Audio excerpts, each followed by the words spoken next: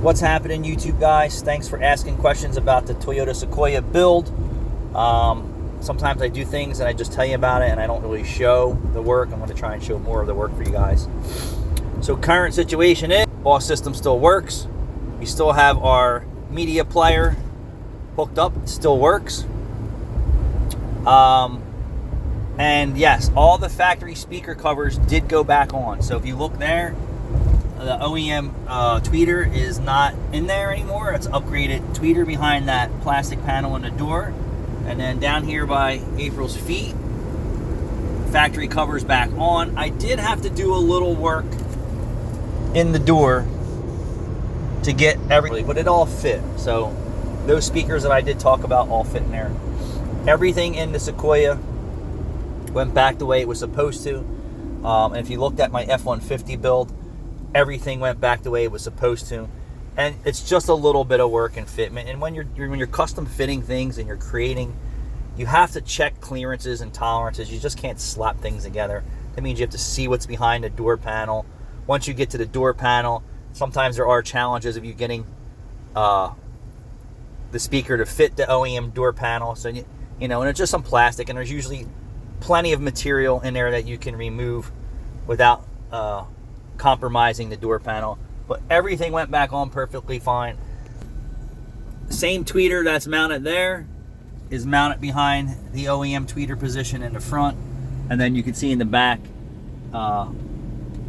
those speakers are still back there, and then all the door panels are all back the way they're supposed to. Nothing's popping off, nothing's falling out, and this system rocks.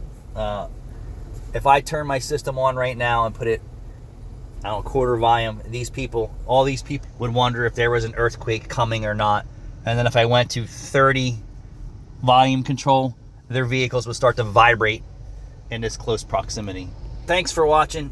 There is a bunch of videos. I don't think I really showed too much technical and installation and fabrication, but stay with me. You know, I don't know if I'm going to ever build another stereo system like that I've done, because these are pretty outrageous. You're talking $6,000 in the F-150 just in materials, and the Sequoia was probably close to $8,000 just in materials. Just cost of materials, not including time and fabrication work like that. You know, the time that it takes to build the system. Just hard materials, you're talking, you know, almost $3,000 for 15-inch subs, not including the box. Another $1,000 or more for the amplifier, 12K amp.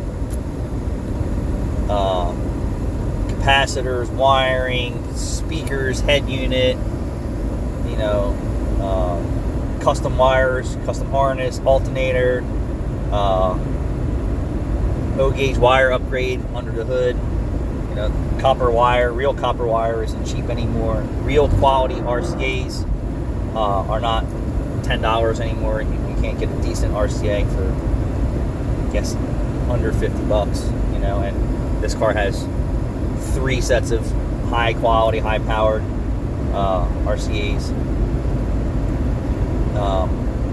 not including 2 batteries, upgrading the factory battery, upgrading the AGM battery, upgrading the factory battery to AGM, then also adding another AGM, and then building the custom perch for all that too. So I hope this answers some of your questions out there with my images, that everything's back on, and the only thing that rattles on this thing is everything. Thanks for watching.